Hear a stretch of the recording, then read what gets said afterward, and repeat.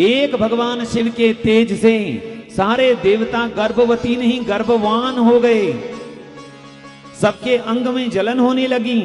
देवताओं ने भगवान शिव से कहा, देवदेव महादेव गिरिजेश महाप्रभो तव शंभो कुरु कृपाम निवारय दशामिमाम। आप हमारे ऊपर कृपा करिए और हमारे इस जलन को, इस तेज को दूर करिए। भगवान महादेव ने फिर सबको कहा, एतद वमत मदवीर्यम द्रुतमेव अखिलम सुराहा। हे देवताओं, मेरा जो यह तेज है इसको आप लोग वमन कर दो। वमन कहते हैं उल्टी को। देवताओं ने सबने भगवान शिव के उस तेज को उल्टी कर दी, मुख से बाहर निकाल दिया। लेकिन अग्नि देवता के मुख से तेज बाहर आने के बाद भी अग्नि देवता के भीतर वह दिव्य तेज बना रहा, उसके शरीर में जलन भरी रही। सभी देवता तो ठीक हो गए, सुखी हो गए, पर अग्नि देवता की जलन दूर नहीं हुई। अग्नि देवता भगवान शिव की शरण में आए, प्रभु मेरी रक्षा करिए, आपके यहां तेज से मेरे अंग अंग में जलन हो रही है, मैं क्या करूं। भगवान महादेव ने कहा, यदि तुमसे मेरा तेज सहन नहीं हो पाता था तो तुमने मेरा तेज ग्रहण किया क्यों। अग्नि देवता ने क्षमा मांगी, प्रभु मेरे से भूल हो गई, लेकिन अब मैं क्या करूं। भगवान महादेव ने कहा, हे अग्नि देवता, तुम यदि इस तेज को किसी माता के अंग में डाल सको, किसी माता के रोम को किसी भी अंदर से उसके भीतर चला जाएगा तो इससे तुम्हारी पीड़ा दूर हो जाएगी।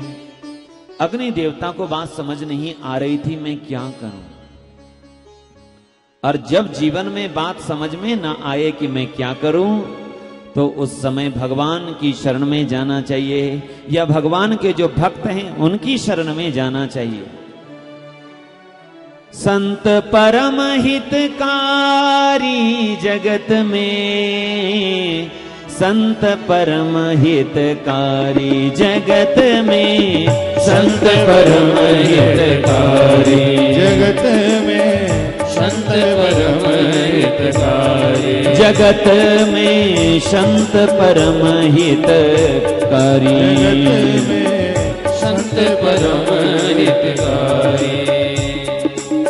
प्रभु पद प्रगट करावत प्रीति, प्रभु पद प्रगट करावत प्रीति, हरि पद प्रगट करावत प्रीति, हरि पद प्रगट करावत प्रीति, भरम मिटावत भारी ओ, भरम मिटावत भारी, हाँ भरम मिटावत भारी, भरम मिटावत भारी। जगत माई संत परम हितकारी, जगत माई संत परम हितकारी, संत परम हितकारी, हितकारी सकारी, संत परम हितकारी,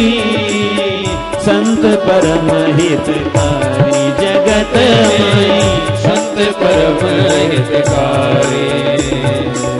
परम कृपालु सकल जीवन पर, परम कृपालु सकल जीव पर, परम कृपालु सकल जीवन पर, परम कृपालु सकल जीवन पर, हरि सम सब दुख हारी ओ, हरि सम सब दुख हारी, जगत माई संत परम हितकारी, जगत माई संत परम हितकारी। ब्रह्मानंद जी बड़ी प्यारी बात कहते हैं। ब्रह्मानंद संतन की सोहत, ब्रह्मानंद संतन सोहत, ब्रह्मानंद संतन की सोहत, ब्रह्मानंद सोहते ब्रह्मानंद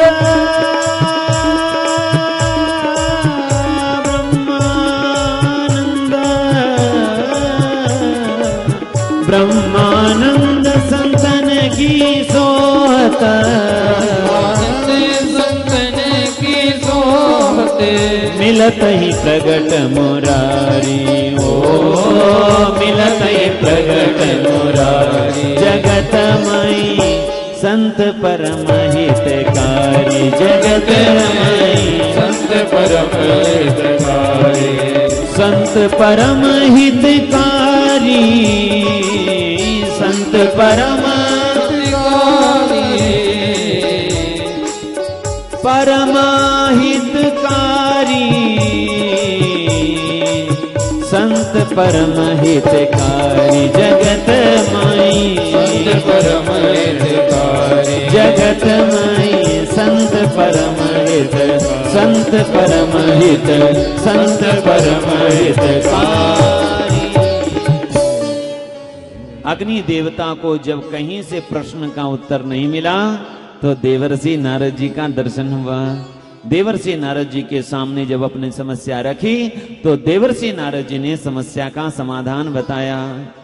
देवर्षि नारद जी ने कहा, हे अग्निदेव, मैं आपको समाधान बताता हूं। देखिए, हमारे यहां संत संगति की बहुत महिमा कही गई, लेकिन संत संगति की महिमा वही है जहां भगवान की चर्चा हो। ध्यान से सुनिए। एक बार देवर्षि नारद जी संत महिमा के संबंध में भगवान द्वारिकाधीश भगवान श्री कृष्ण से पूछ रहे थे। उन्होंने कहा, प्रभु, संत संगति की महिमा क्या है? और फिर हम जहां जाते हैं वहां हमें आशीर्वाद देना पड़ता है, तो क्या कहकर के हम आशीर्वाद दें? तो भगवान द्वारिकाधीश ने कहा, हे देवर्षि नारद जी, आप जहां भी जाओ आशीर्वाद के रूप में एक ही बात कहना कि सत्संग की बड़ी महिमा है। आशीर्वाद के तौर पे क्या कहना है? पुत्रवान भव, पुत्रीवान भव, किंवा धनवान भव। ऐसा नहीं, बल्कि आप ये वरदान देना कि सत्संग की बड़ी महिमा है, ऐसा आशीर्वाद देना। हे देवर्षि नारद जी, आप अभी यहीं से आगे जाइए। आगे एक नीम के पेड़ पर आपको एक गिरगिट मिलेगा, उसको आप आशीर्वाद दे देना। देवर्षि नारद जी चले उधरी की तरफ। गिरगिट दिखाई पड़ा। नारद जी ने सोचा, भगवान ने बहुत अच्छा मंत्र दे दिया है आशीर्वाद देने के लिए। गिरगिट के सिर पर हाथ रखा और कहा, सत्संग की बड़ी महिमा है। जैसे देवर्षि नारद जी ने गिरगिट के ऊपर हाथ फेरा और ये कहा, सत्संग की बड़ी महिमा है, गिरगिट पेड़ से नीचे गिरा और मर गया। नारद जी को आश्चर्य हुआ, ये मैंने आशीर्वाद दिया है? क्या दिया? भाई, हाथ रखते ही कोई मर जाए तो क्या सोचोगे? इधर उधर देखा, कोई देख तो नहीं रहा है। कहीं कोई देख लेगा तो बोलेंगे, देवर्षि नारद जी के हाथ रखने से व्यक्ति, कोई जीव सिधार ही जाता है। देवर्षि नारद जी को आश्चर्य हुआ। वापस भगवान के पास गए। कहा, प्रभु, आपने मुझे कहा था, लेकिन मैंने तो जैसे आशीर्वाद दिया वैसे गिरगिट मर गया। द्वारिकाधीश ने कहा, अच्छा नारद जी, अब आप यहां से दूर एक जो राज्य है, उस राज्य में ये सेठ रहता है। उस सेठ के यहां एक तोते ने जन्म दिया है। जाओ, आप वहां जाकर उस तोते को आशीर्वाद दे करके आना। देवर्षि नारद जी गए, भगवान की बात मानकर उस सेठ के घर पर गए तो वहां सच में एक तोते का बच्चा जिसने जन्म लिया था। देवर्षि नारद जी ने फिर उसी प्रकार आशीर्वाद दिया, सत्संग की बड़ी महिमा है। जैसे उसके ऊपर हाथ फेरा, आशीर्वाद दिया, वो तोता भी मर गया। नारद जी को आश्चर्य हुआ, मैं तो जिसके ऊपर हाथ रख रहा हूं वही मर जा रहा है। वहां से जल्दी से निकल गए। वापिस आए द्वारिकाधीश के पास। द्वारिकाधीश भगवान को फिर बात सुनाई। द्वारिकाधीश ने कहा, देवर्षि नारद जी बस एक बार आप और जाओ। नारद जी ने कहा, प्रभु 2 बार हो गई, अब आप कहीं आपने मुझे भेज दिया और किसी के ऊपर हमने हाथ रख दिया, कोई चल बसा तो वो तो चल बसा सही है, लेकिन लोग मेरे पीछे लग जाएंगे। द्वारिकाधीश ने कहा, अब आप एक बार जाओ।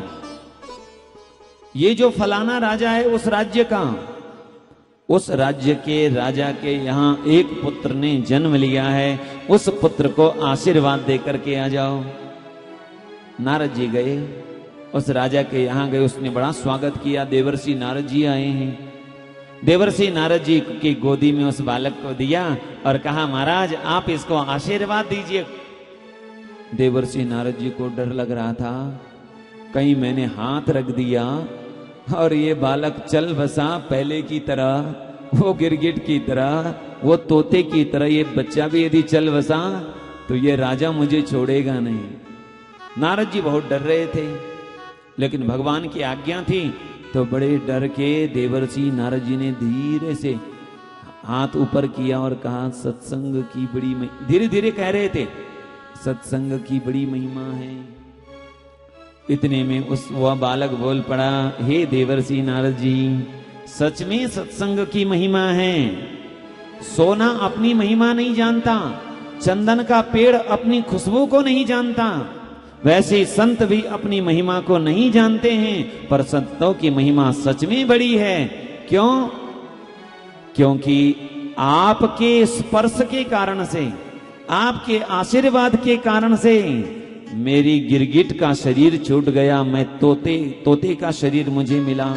आपके आशीर्वाद के कारण तोते का शरीर मिला और अब मुझे मनुष्य जीवन मिला है। अब आप ऐसा आशीर्वाद दीजिए कि मैं इस जन्म मरण के चक्र से छूट जाऊं।